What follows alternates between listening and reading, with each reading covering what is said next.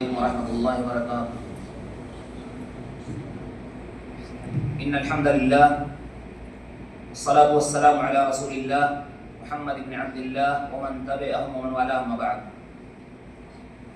سب سے پہلے تمام قسم کی حمد و ثنا صلی اللہ رب العالمین کے لیے ہے، جس نے رمضان جیسا مہینہ ہمارے لیے عنایت فرمایا، جس میں ہم زیادہ سے زیادہ نیکیاں کر سکیں، اور اسی طرح سے اس مہینے کو ہمارے لیے خیر اور بھلائی جمع کرنے کے لیے ایک ذریعہ بنا دیا۔ اللہ رب العالمین کی جس قدر تعریف حمد و ثنا بیان کریں کم ہے۔ ہم اللہ رب العالمین ہی سے ہر حال میں مدد طلب کرتے ہیں، اور اس بات کی گواہی دیتے ہیں کہ اللہ رب العالمین ہی حقیقی معبود ہے جو اکیلا ہے، اس کا کوئی ساجی اور شریک نہیں، اور اس بات کی گواہی دیتے ہیں کہ بے شک محمد صلی اللہ علیہ وسلم اللہ کے بندے اور اس کے آخری رسول ہیں۔ اس ذات گرامی پر انگنت درود اور سلام نازل ہو۔ اللہم صلی علی محمد و آلہ وبارک وسلم۔ حمد و صلات کے بعد شیخ صاحب نے ہم تمام لوگوں کو اللہ رب العالمین سے حقیقی معنوں میں تقوی اور پرہیزگاری اختیار کرنے کے تعلق سے نصیحت کی، اور بتایا کہ زندگی کا مقصد تقوی اور پرہیزگاری ہی ہے، کہ انسان کو ہمہ وقت اللہ سے ڈرتے اور تقوی اختیار کرتے رہنا چاہیے، اور یہی مقصد رمضان کے روزے کا بھی ہے۔ اللہ تعالیٰ فرماتا ہے یا ایھا الذین آمنوا کتب علیکم الصیام کما کتب علی الذین من قبلکم لعلکم تتقون، کہ اے ایمان والو تمہارے اوپر روزے فرض کیے گئے ہیں جیسا کہ تم سے پہلے لوگوں پر بھی روزے فرض کیے گئے تھے، تاکہ تم متقی اور پرہیزگار ہو جاؤ۔ تو گویا کہ تقوی ہی اصل مقصد ہے۔ تو رمضان کا جو روزہ اللہ تعالیٰ نے ہم سب پر فرض کیا ہے، اس کا مقصد بھی یہ ہے کہ ہم متقی ہو جائیں، پرہیزگار ہو جائیں، اور اللہ رب العالمین کے اور پیارے رسول صلی اللہ علیہ وسلم کے بتائے ہوئے احکامات پر چلیں، اور جن چیزوں سے روک دیا ہے اس سے ہم باز آ جائیں۔ شیخ صاحب نے ذکر کیا کہ آج ہم رمضان کے 10ویں روزے میں ہیں، یعنی 10واں روزہ چل رہا ہے، تو دن بہت تیزی سے گزر رہے ہیں، ہم سوچ بھی نہیں سکتے ہیں۔ ابھی ہم سوچ رہے تھے کہ رمضان مبارک آئے گا، اور رمضان مبارک کا مہینہ چل رہا ہے، اور ایک تہائی گزر بھی چکا ہے، اور تہائی حصہ بہت زیادہ حصہ ہوتا ہے۔ لہذا شیخ صاحب نے یہ بتایا کہ جس طرح سے دن اتنی تیزی سے گزر رہے ہیں، اور اللہ تعالیٰ کا فرمان بھی ہے ایام معدودات، کہ گنتی کے چند دن کے جو روزے ہیں اسے ہمیں روزے رکھنے ہیں، تو چاہیے کہ ہم تمام لوگ اپنے آپ کو سوچیں کہ ہم نے کتنی تیاری کی، کس قدر محنت کیا، کتنی تلاوت کی، کس قدر عبادت میں ہمارا وقت لگا، ہم اپنے اوقات کو کہاں تک صحیح معنوں میں استعمال کر سکے۔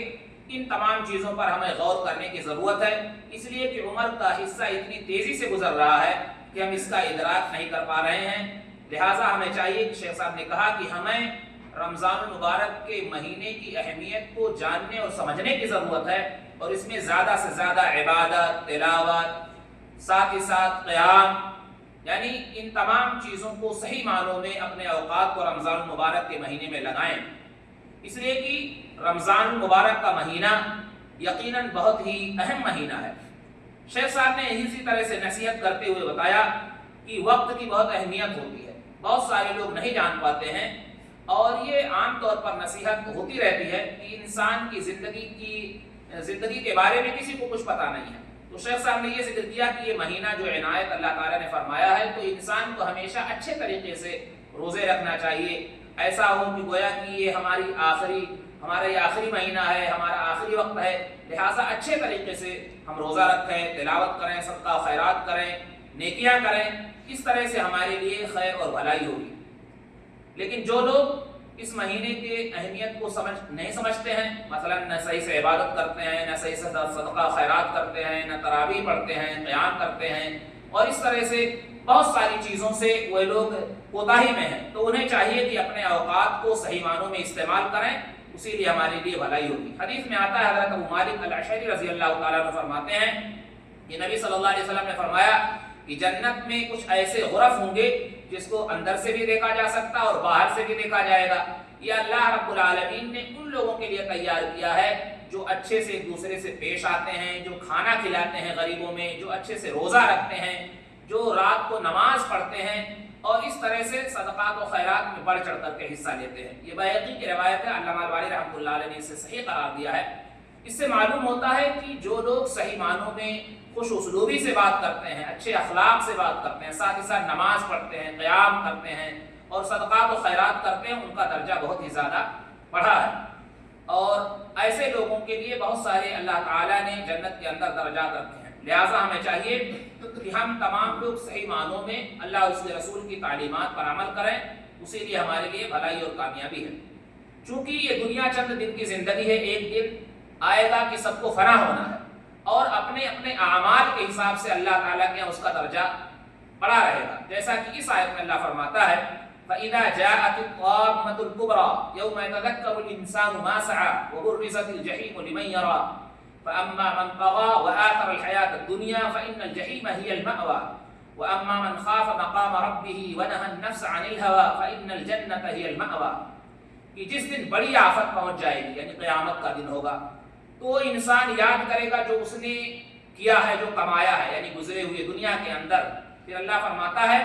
وَبُرِّزَتِ الْجَحِيمُ لِمَنْ يَرَى، اور جہنم بھی اس کے سامنے کر دی جائے گی. تو جن لوگوں نے سرکشی کی، نافرمانی کی اور دنیاوی زندگی کو ترجیح دیا تو جہنم ہی ان کا ٹھکانہ ہے. یعنی دنیاوی زندگی کو ترجیح دے کر اللہ کے احکامات سے غافل رہے اور اللہ کو بھول گئے تو ایسے لوگوں کا ٹھکانہ جہنم ہے. برخلاف ان لوگوں کے جنہوں نے اللہ رب العالمین کے مقام کو جانا، پہچانا، اللہ سے ڈرے اور اپنے آپ کو شہوات سے روکے رکھے، تو یہی لوگ ہیں جو جنت کے مستحق ہوں گے اور جنت ان کا ٹھکانہ ہوگا. تو اس آیت میں میرے بھائیوں ایسے لوگوں کے لیے خوشخبری دی گئی ہے جو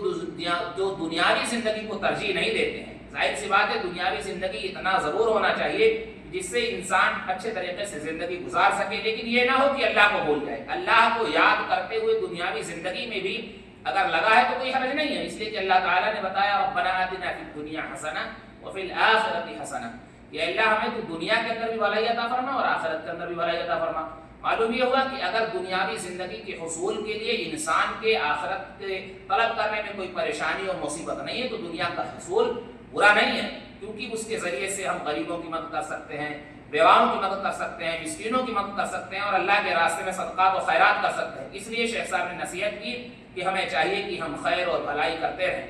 ایک جگہ اللہ تعالیٰ نے قرآن میں فرمایا اور شیخ صاحب نے خطبہ میں یہ آیت بھی پڑھی فَأَمَّا مَنْ أَعْطَى وَاتَّقَى وَصَدَّقَ بِالْحُسْنَى فَسَنُيَسِّرُهُ لِلْيُسْرَى وَأَمَّا مَنْ بَخِلَ وَاسْتَغْنَى وَكَذَّبَ بِالْحُسْنَى فَسَنُيَسِّرُهُ لِلْعُسْرَى. کہ جو لوگ اللہ رب العالمین کے دیے ہوئے پر، یعنی جسے جو اللہ کے راستے میں دیا اور اللہ سے ڈرا اور سچائی پر قائم رہا تو ہم اس کے لیے راستے آسان فرما دیں گے. تو ظاہر سی بات ہے جو اللہ کے راستے میں دیتے ہیں، اپنے آپ کو اللہ رب العالمین کے بتائے ہوئے طریقے پر چلاتے ہیں اور سچائی پر قائم ہیں، یعنی یہ نہیں کہ جھوٹ بولتے ہیں، اچھائی پر قائم ہیں، اچھائی کا حکم دیتے ہیں تو اللہ تعالیٰ ان کے لیے مزید آسانیاں پیدا کر دیتا ہے. لیکن وہ لوگ جو بخل کرتے ہیں اور بے نیازی سے کام لیتے ہیں اور اسی طرح سے اچھائی کو جھٹلاتے ہیں تو اللہ فرماتا ہے تو ہم ایسے لوگوں کو، یعنی جو اچھائی ہے اس پر قائم رہنا چاہیے لیکن اس کو بھی جھٹلاتا ہے، تو ایسے لوگوں کے لیے اللہ تعالیٰ مشاکل پیدا کرے گا. تو معلوم یہ ہوا کہ ہمیں اچھائی اور سچائی پر قائم رہنا چاہیے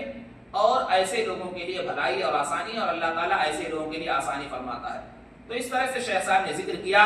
کہ ہمیں نفسانی خواہشات سے دور رہ کر اللہ اور اس کے رسول صلی اللہ علیہ وسلم کے بتائے ہوئے طریقے پر عمل کرنا چاہیے، صحیح لوگوں کا ساتھ اپنانا چاہیے تاکہ ہمارے روزے، نماز، تراویح، قیام اور بہت ساری عبادات میں غفلت کا سبب نہ بنے، اس لیے کہ غلط ساتھیوں کا اثر بھی انسان کو غلطی کی طرف لے جاتا ہے. اسی طرح سے شیخ صاحب نے ذکر کیا اس مہینے کے اندر صدقات و خیرات میں بڑھ چڑھ کر حصہ لینا چاہیے، قرآن کریم کی تلاوت کرتے رہنا چاہیے. ایسا نہ ہو کہ قرآن کو چھوڑ دیں، اس سے غافل رہیں، بلکہ خصوصی طور پر نصیحت کی خبردار ان تمام چیزوں سے بچ کر رہیں، یعنی غلط ساتھیوں کا اختیار کرنا، قرآن کو چھوڑنا، تلاوت سے ایک دم غافل رہنا، صدقات و خیرات نہ کرنا، نیکی نہ کرنا، یہ غلط چیزیں ہیں. اور ہمیں چاہیے کہ ہم تمام کے تمام اچھائی پر قائم رہیں، کیونکہ اللہ کا فرمان ہے یوم لا ينفع مال ولا بنون الا من اتى الله بقلب سلیم. اس دن کو یاد کرو جس دن مال بھی نہیں کام آئیں گے اور اولاد بھی کام نہیں آئیں گے، مگر وہ شخص جو اللہ کے پاس سچے دل کے ساتھ آیا، اچھے اعمال کے ساتھ آیا، وہی لوگ کامیابی کو پائیں گے. تو اس طرح سے شیخ صاحب نے خصوصی طور پر نصیحت کی اور بہت ساری آیات پڑھی، مثلا انما يوفى الصابرون اجرهم بغیر حساب، کہ جو لوگ صبر کرنے والے ہیں، اللہ کے حکم پر پابندی سے عمل کرنے والے ہیں، قیامت کے دن وہ مکمل حساب پائیں گے، بلکہ ان کا حساب و کتاب بھی نہیں ہوگا، اللہ تعالیٰ انہیں بلا حساب کے بہت سارے اجر سے نوازے گا.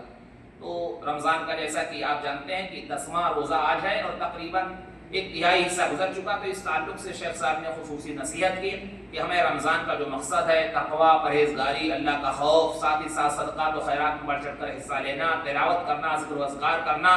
نیکیوں پر قائم و دائم رہنا، اچھے لوگوں کے ساتھ رہنا، ان تمام چیزوں کو اپنائیں اور زندگی کے مقصد کو سمجھیں، کیونکہ مال اور اولاد یہ تمام کی تمام چیزیں چند دن کی چیزیں ہیں، صحیح معنوں میں اگر ہم عمل کریں گے تو یہ چیزیں آخرت میں ہمارے لیے کامیابی کا سبب بنے گی۔ تو اللہ تعالیٰ سے ہم دعا کرتے ہیں الہ العالمین ہمیں اللہ تعالیٰ نے جو مقصد روزے کا دیا ہے تقویٰ اور پرہیزگاری، اللہ تعالیٰ ہم سب کو تقویٰ اور پرہیزگاری پر قائم و دائم رکھے۔ رمضان کا جو مبارک مہینہ ہے اللہ تعالیٰ ہمیں مزید اس طرح سے بہت سارے رمضان مبارک کے مہینے عنایت فرمائے تاکہ ہم زیادہ سے زیادہ نیکیاں کر سکیں، عبادت کر سکیں، خیر و بھلائی پر قائم رہ سکیں، دوسرے لوگوں کو خیر و بھلائی کی ترغیب دے سکیں۔ اللہ تعالیٰ جب تک زندہ رکھے علی اسلام پر زندہ رکھے، ہمارا خاتمہ ہو تو علی اسلام پر ہو۔ آمین یا رب العالمین، وآخر دعوانا الحمد للہ رب العالمین۔